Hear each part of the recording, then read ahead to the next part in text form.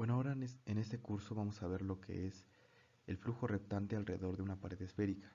Como ya sabemos, ya habíamos tratado lo que son las coordenadas rectangulares y cómo fluían fluidos en una pared, ya sea que esté inclinada o ya sea que esté horizontal o vertical. También en las coordenadas cilíndricas aplicaba lo mismo. En este caso, en las coordenadas esféricas, los cálculos ya no hay un símil en cada uno de esos cálculos que hicimos, porque veremos que sale un poco más allá de nuestro conocimiento actual o en el contexto en el cual estamos estudiando este curso. Entonces, por esa misma razón, solamente lo veremos de manera breve y no tan profunda esto de las paredes esféricas. En este caso, pues nada más daré las ecuaciones, los modelados para que ustedes puedan resolver cualquier problema que se les enfrente de coordenadas esféricas, utilizando solamente las ecuaciones. Pero en posteriores cursos o en posteriores videos voy a explicar de manera detallada cómo es que se llegaron a esas ecuaciones. Sin más, pues vamos a iniciar esta clase, en el cual vamos a hablar del flujo reptante alrededor de una pared esférica. En este caso, ¿qué es un flujo reptante? Pues un flujo reptante en una pared esférica no es más que aquel flujo que poco a poco mm, va, por decirlo así, escalando la esfera. Va escalando lentamente la esfera, poco a poco. Es un flujo muy lento que va escalando la esfera. Y si se dan cuenta, aquí donde está mi cursor dibujando, llega un punto donde, por fuerzas de gravedad, vuelve a bajar ese fluido y vuelve a caer. Entonces, otra vez, otra, otra capa, otra línea, por así decirlo, de fluido, empieza a escalar sobre mi cuerpo esférico y llegado a un punto máximo, por fuerzas de gravedad, empieza a caer. Entonces, aquí hay un detalle muy importante, que primero, aquí tiene que existir una fuerza tangencial. Voy a borrar todo lo que he hecho hasta ahorita y voy a poner que aquí debe de haber una fuerza tangencial. Una fuerza tangencial. Y también debe de haber una fuerza normal. ¿Qué significa esto de una fuerza normal? La fuerza normal recuerda que siempre es perpendicular a la superficie. Y la fuerza tangencial es aquella fuerza que solamente se aplica en un punto de tu espacio geométrico. En este caso el espacio geométrico es mi cuerpo esférico. Entonces, fíjate cómo aquí estoy representando lo que es la fuerza tangencial y la fuerza normal. ¿Esto a qué se quiere referir? A que la velocidad no se va a llevar solamente en un solo componente, sino que se va a llevar en dos componentes. En este caso, en la componente R y en la componente θ. Entonces, una vez aclarado eso, vamos a ver lo que son las observaciones de este fenómeno. Y vemos lo siguiente. Hipótesis del medio continuo. Hipótesis del medio continuo es tomar todo nuestro sistema de manera homogénea. No tomamos los pequeños subsistemas que puedan interferir en nuestro sistema cambiando algunas pequeñas propiedades.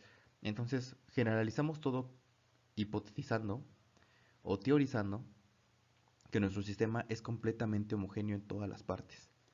Es lo que nos referimos con hipótesis del medio continuo.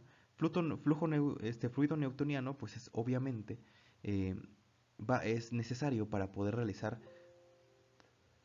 es obviamente necesario para poder realizar todo lo que tenga que ver con, eh, con este fluido reptando en una esfera para poder obtener estas ecuaciones. Fluido incompresible es que no importa el diseño o la geometría en la cual esté, esté interno este fluido, ya que nunca se va a poder comprimir. De esa manera lo teorizamos. Entonces, eso también es válido. El número de Reynolds, que es adimensional, está representado por esta ecuación. Sin embargo, es necesario siempre, sí o sí, para este caso, que el número de Reynolds sea menor que 0.1. Entonces, eso es muy importante. Como flujo rectante se le llama flujo lento, pero también se le conoce como flujo de Stokes. Eso es muy muy importante, se le conoce así en mecánica de fluidos como flujo de Stokes. Ahora, la velocidad infinito significa que yo tengo desde mi origen, de mis coordenadas, tengo un radio que está muy lejos. Y en un radio muy lejos, mi fluido tiene una velocidad no infinita, sino que una velocidad constante. Constante, que no varía.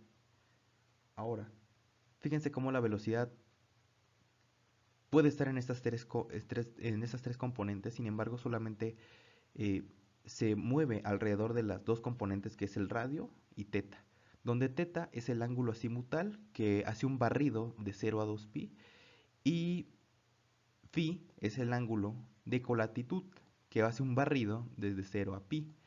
En este caso, de 0 a 2pi significa que hace un barrido de 0 a 360 grados. Y de 0 a pi es un barrido de 0 a 180 grados. Recuerda que todo lo manejamos en pi radianes. Entonces acabo de dar la equivalencia en lo que son grados. Una vez ya habiendo definido todo esto y las características o las limitaciones que tiene nuestro sistema, te voy a dar lo que son las distribuciones de velocidad y presión. En los casos que vimos anteriormente, solamente teníamos una sola ecuación de velocidad, porque la velocidad del fluido solamente se llevaba a cabo en una sola componente. En este caso, como es 2, van a haber dos ecuaciones. En este caso, aquí está la primera ecuación de la velocidad en la componente r y la segunda, la velocidad en la componente teta.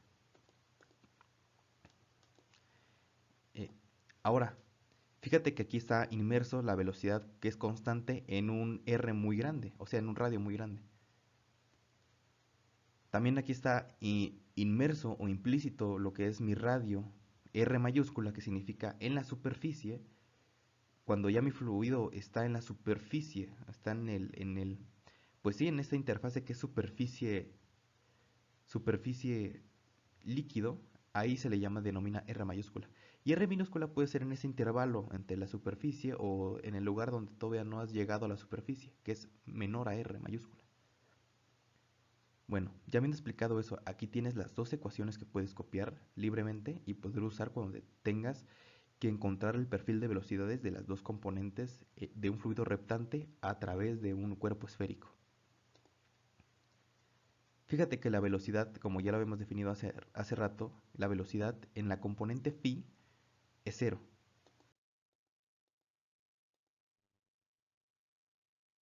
Ahora, la presión. Recuerda que la presión muchas veces aparecía en nuestras ecuaciones. En este caso, la presión aparece explícitamente de esta manera. Así aparece explícitamente que la presión es igual a la presión inicial menos la densidad por la gravedad por z, donde z me está especificando la altura en la cual se está desarrollando lo que es mi flujo. En este caso, digamos que puede ser una altura de 0.2 metros, 0.1 metros, algo así, por darle un ejemplo de manera de juego, ¿no? Pero Z te está diciendo en qué altura tiene tu fluido, en qué altura está tu fluido. Y es donde tú lo denominas, porque ya que Z, recuerda que en la anterior diapositiva estábamos hablando que la esfera se encontraba en esas coordenadas que también son similares en las coordenadas rectangulares, que es X, Y y Z, donde Z era la altura, en pocas palabras, ¿no? Ahora, ya que tienes esto para encontrar la presión de tu fluido,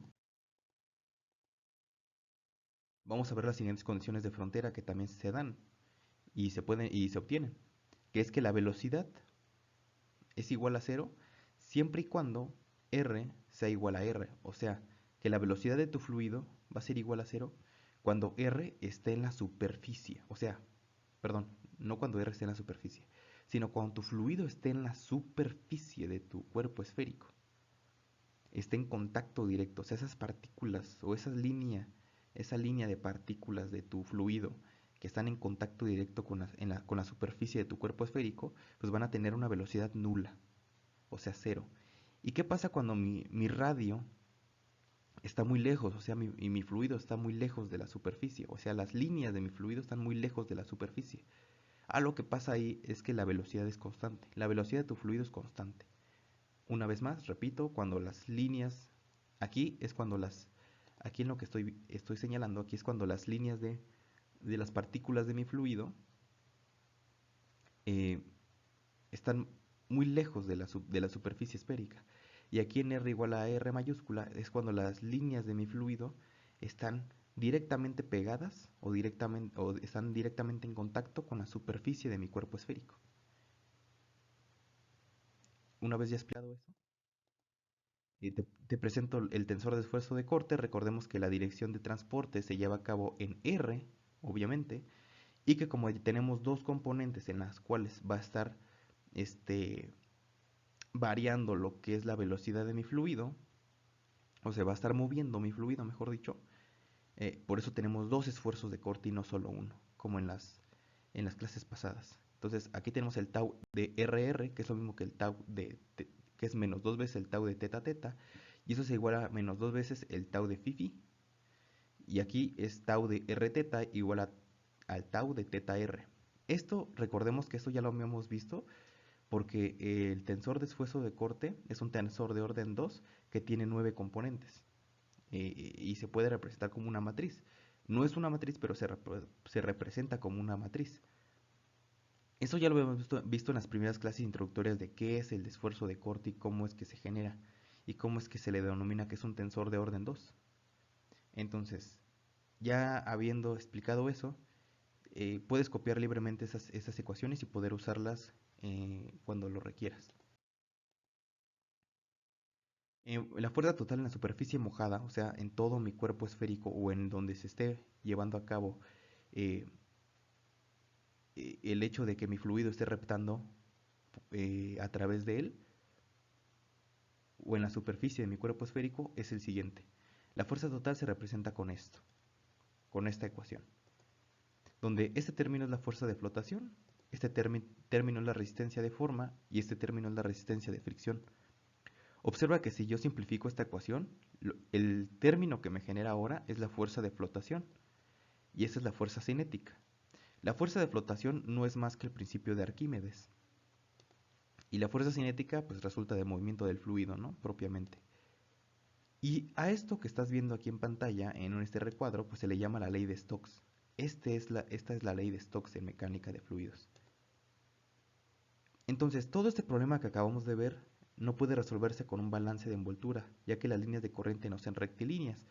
¿Qué quiere decir esto? En vertical siempre mi fluido hacía esto, y las líneas de corriente eran verticales.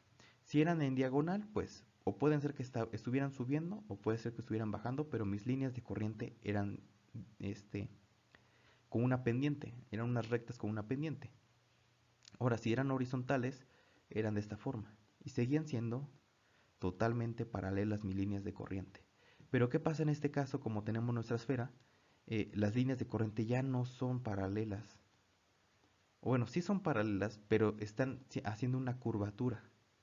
Son paralelas entre sí, pero están haciendo una curvatura, están como deformadas, no son rectas. Y eso es lo importante, que esto no es una recta, no son rectas. Entonces, a esto podemos hacer un balance de envoltura o crear un elemento de volumen para poder empezar a crear o analizar y diseñar ecuaciones. Sin embargo, para este caso no puedo hacer un balance, un volumen del elemento de volumen de mi sistema. No puedo hacer esto. No puedo hacerlo. Entonces, no puedo resolver de manera convencional y de manera analítica como ya he aprendido en los anteriores casos. Y se requieren otros conocimientos un poco más de por encima de los que ya tenemos. En este caso, la profundidad de este curso actual que estoy dando, pues no está enfocado para eso. Está enfocado para que se pueda resolver las cosas de manera más práctica y sencilla y que no sea tan rebuscado todo esto. Pero repito, en futuros cursos veremos cómo es que se llegan a estas ecuaciones de manera detallada. Y entonces sería todo. Ahora la siguiente clase sería la transferencia de energía. Y en unos días nos pondremos en marcha con ello. Espero que te haya servido esto, dale like al video, suscríbete. Si tienes alguna duda o comentario, déjalo en la caja de comentarios o pues mándame un correo, mándame un mensaje y con gusto puedo aclarar tus dudas.